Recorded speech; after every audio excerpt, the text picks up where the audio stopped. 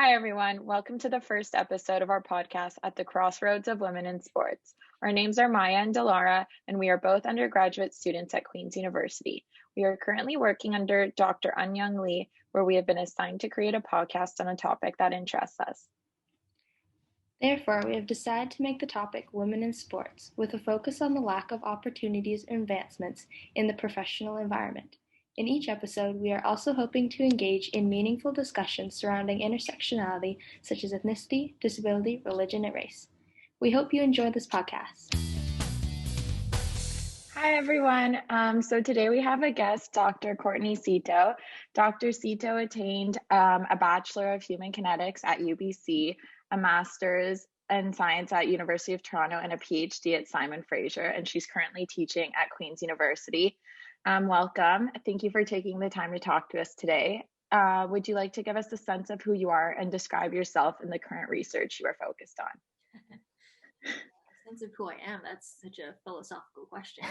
I guess if we were going to distill it down, it'd be a professor by day, hockey player sometimes by night when it's not a pandemic, amateur boulderer, and wannabe photographer. So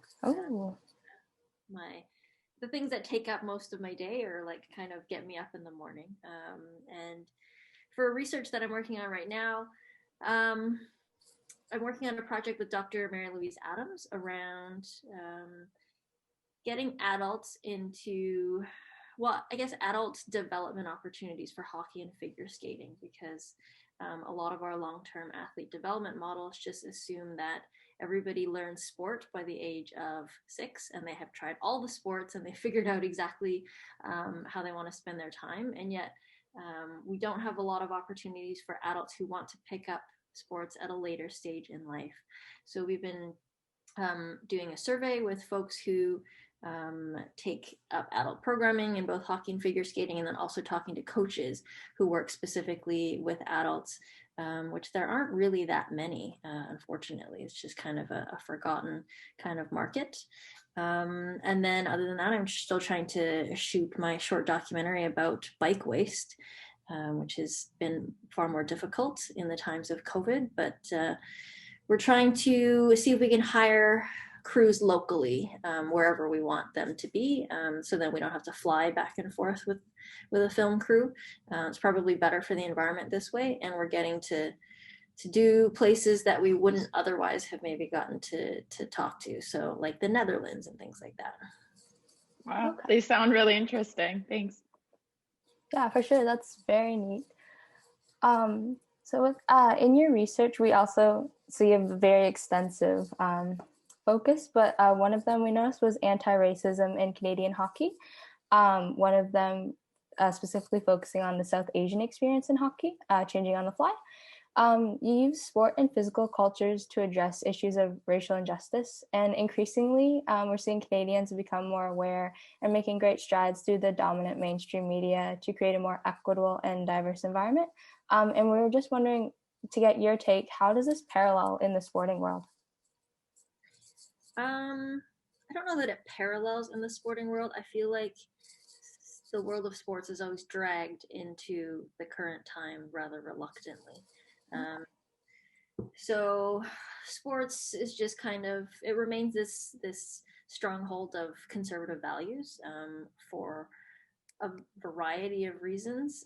So whether it's respect to women's equality, LGBTQ rights, racial diversity, inclusion of disabled athletes, and accessibility, sport lags far behind other industries such as education and film and kind of all other large sectors. So I think it's definitely getting better with respect to sport and then sport media, but certainly still a long way to go. So the summer of 2020, I think a lot of industries had a reckoning with respect to racial justice. I think it woke a lot of people up.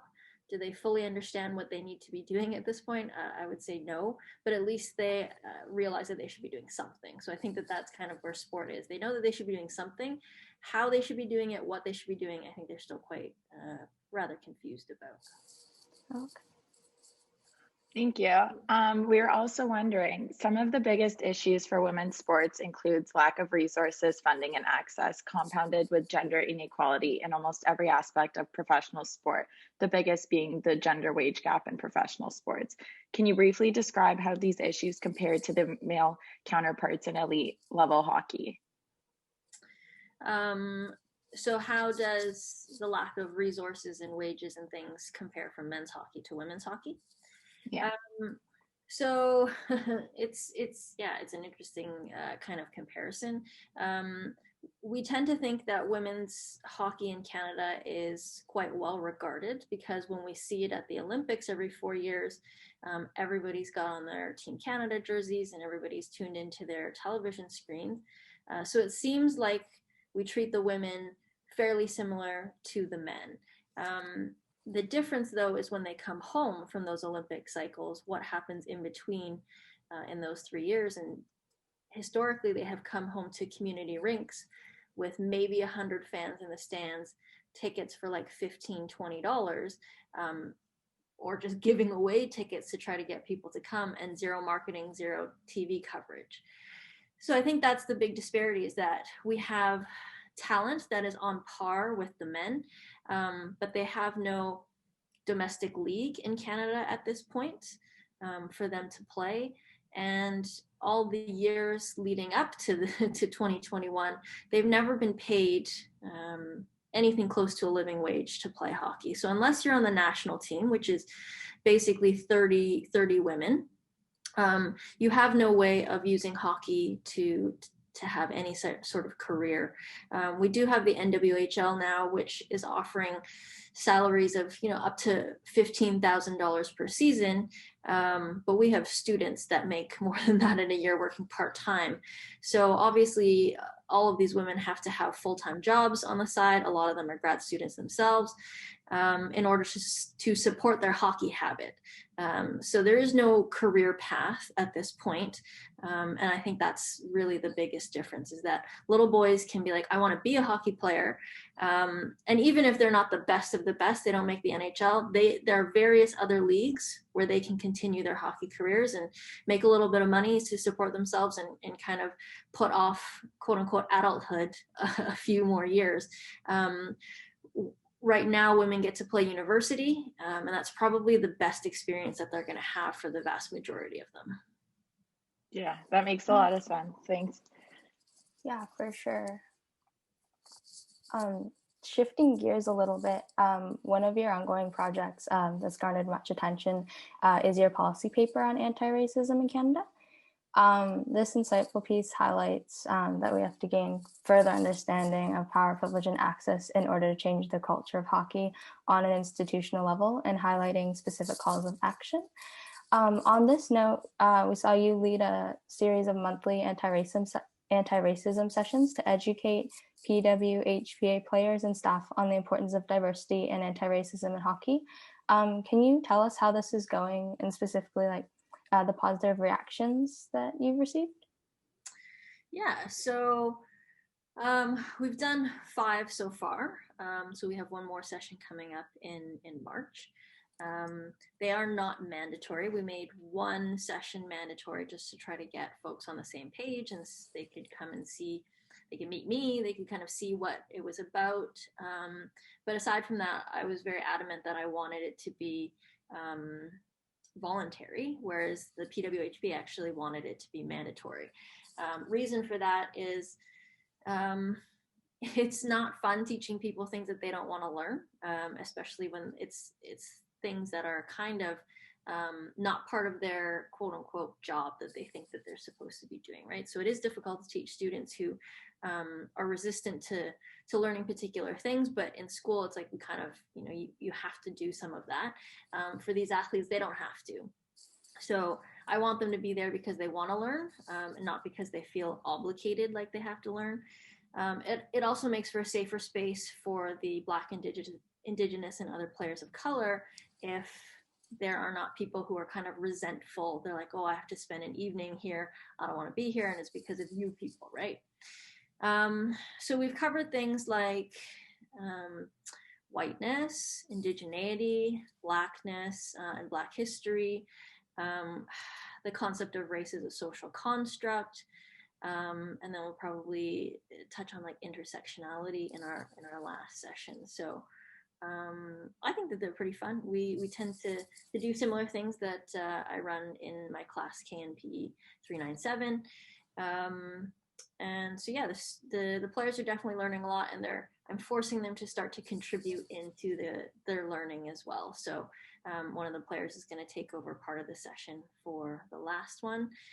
So just trying to kind of like encourage them to not just listen and learn, because I think that that's super easy, especially on Zoom. You can sit there be like, oh, I learned all these things about racism, but you're not actually practicing what you're learning. So that's kind of the nudge that I'm trying to give them. That's great to hear, and it's good to hear that it's something you're putting it as something where you want to learn rather than you're forced or it's mandatory or obligatory. Just a follow-up question with that, going further into it, how do you conduct the programs? Is it through Zoom right now because of the pandemic, or? Yeah, so it's through Zoom, and because the players are all spread out, like we did one, the February one, they had players just arriving down in Tampa for some of their games down there. We've got players out in Calgary and spread out to Montreal and Minnesota and places like that. So Zoom is obviously the most feasible option right now, which is probably good because we can kind of get things going. Ideally, it would be nice once people can be within 3 feet of each other again to do things in person. Because I think Zoom, for all of its benefits, is also difficult to actually engage with difficult conversation, because you don't have to turn your camera on, you don't have to say anything, you don't really have to sit with the discomfort of being in a classroom, of hearing other people's experiences quite in the same way. So I think it was actually kind of a nice way to break the ice via Zoom, and people can gauge where other folks are at, and then hopefully we can start to do in-person things. Okay, thank you. Yeah, hopefully soon. Vaccine. Yeah. Hopefully that'll come out. Okay, so switching gears again, what do you see as the main barriers to inclusion of women, particularly women of color in hockey, and where do you see these major barriers stemming from? So I think the major barrier in hockey probably comes from this idea that you have to have played the game at the NHL level in order to get a foothold into the industry. So if you're always going to say, well, you have to have played in the NHL to coach and scout and do all these things, well, then you're never going to have women as part of that talent pool, right? Like it's a legitimate structural barrier. So some of the things that we're advocating for is that you have to look outside of these NHL pipelines, these CHL pipelines, to look to different areas, whether it's university coaching or just different leagues and things like that. Because you can't just wait for an entire, few generations to kind of fill that spot. And I think understanding that some of the other jobs like physiotherapy, athletic training, team doctors, media, those are the positions that you can change relatively quickly as opposed to the player pool. And I think a lot of people are focused on like the player diversity and player gender equality, which is fair. But it only takes us like 4 years to make an athletic trainer, right? Like compared to an athlete, which is like 15-ish years. So we can turn over those front office, back office and support positions a lot quicker. And that starts to change the culture, and hopefully the player pipeline will follow in due time. So I think people need to look kind of in other areas of the rink for where they can start to create equality through mentorship programs, through internships, although I do advocate against unpaid internships. But all those cool learning opportunities that have been kind of kept off the radar for women and racialized people in general. Okay, that makes a lot of sense. Thank you. Um, you mentioned one of your focuses, going back to a few questions ago, one of your focuses on the anti-racism sessions is intersectionality. There's definitely been a rise in the study of intersectionality in academia. Now, going outside for those who are listening, first coined by a civil rights activist and legal scholar, Kimberly Crenshaw, intersectionality is a theoretical framework that used to understand the interconnected nature of social categorizations such as race, class, gender, regarded as creating overlapping and interdependent systems of discrimination and disadvantages. And I'm sure you know all of this. Specifically in sport, the intersectionality framework can be used as a tool to investigate an athlete's overlapping identities and experiences in order to understand the varying oppression and inequalities or privileges that they face. We've kind of given the bare bones of this idea, but Dr. Szto, is there anything that you'd like to add that can kind of help us understand intersectionality in a sport context? Yeah, so I think one of the mistakes with folks who don't fully understand intersectionality is they think it's kind of additive. So you're like, woman, Black, lesbian, you must just have the toughest life ever because you have these 3 X's against you. So it's not additive in that it's just kind of you're adding oppressions, and that one person with more of those axes is tougher off in life. It's more that they're kind of fluid, and each intersection will come to the forefront in different contexts. So if we take somebody like Oprah, who's a Black woman, who would, in theory, have a tougher lot in life, you'd be like, okay, well, she's also one of the richest people in the world, not just women, just richest people. And so that makes up for a lot of things. But we have also seen examples where, she tries to go shopping in Paris, and if they don't know her, they just see a Black woman and they're like, oh, you can't come into the store.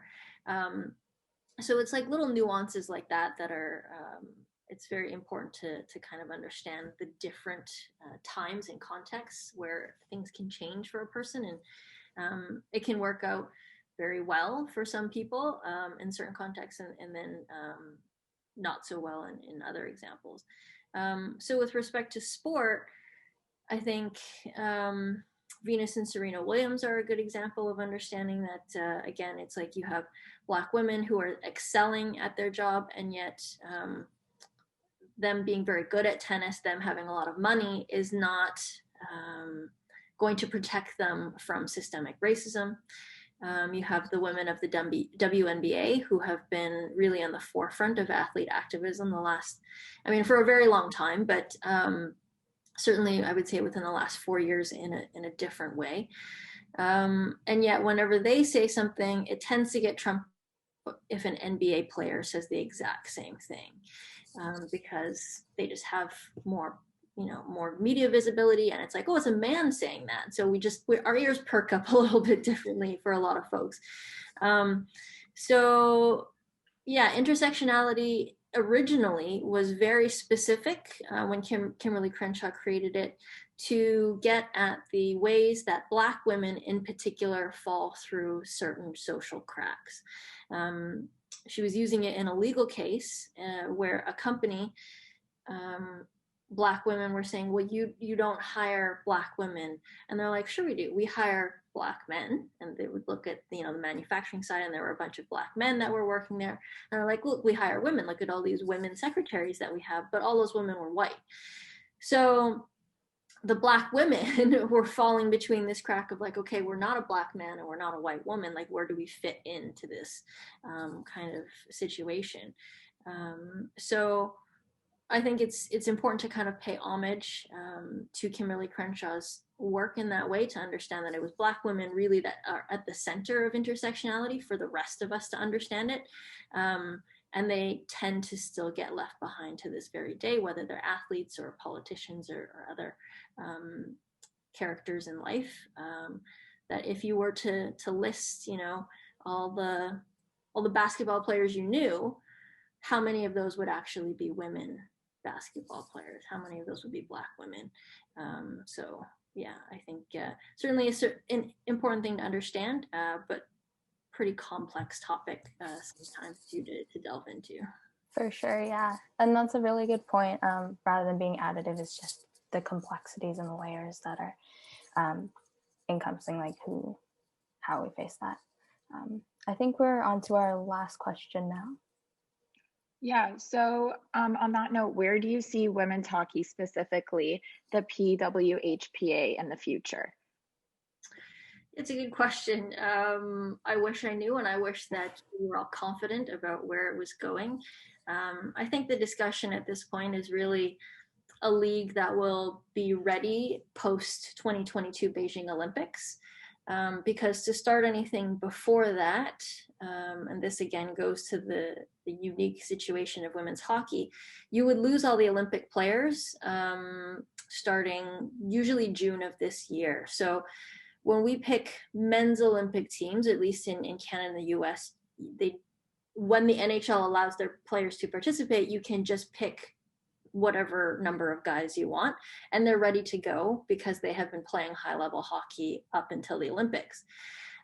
With no comparable league for the women to play in, they do something called centralization. So our Canadian Olympic team, we pull all the girls that we think are going to go to the Olympics, and they go to Calgary for 6 months, and they live and train together all day, every day, so that they can be ready for February. So that was also a definite problem with a domestic women's league. If you didn't have kind of the depth of competition, you're losing your Olympic players every 4 years. And so for that regular season, you can still have games, but the fans also are missing some of their star players. So that's why since the CWHL closed, the projection has been, okay, well, we've got a 4-year window here, 3-year window, I guess, from 2019. Let's try to get something going so that when the girls come back from Beijing, there will be something in place for them to prepare for 2026, I guess it would be. Okay, thank you so much. I was wondering too, just as a side note, if you've seen any delays going on because of COVID in that department. I know there's not really studies going on that right now, but I was just wondering if you've noticed anything. You mean delays with women's hockey? Yeah, if COVID has been detrimental to that. Yeah, it's definitely not helped the situation any. So the Women's World Championships were supposed to take place in Halifax last March, April. They got pushed back to this year. It's highly unlikely that it's going to take place, especially with the maritime bubble being as tight as it is. There is discussion that they're going to push it back to May. There's also been a rumor that they'll hold it in Texas. So I think there's a lot of ideas going around, but it's just kind of out of their control. And whether they can do it safely, which I think is kind of key, because the NWHL recently had a tournament and they didn't get to finish because so many people got COVID in the bubble. So that wouldn't be helpful either, to hold the World Championships and have a bunch of teams that potentially get sick. So yeah, the training process and the qualification process for Beijing 2022 is obviously very different from any other Olympics that we've had.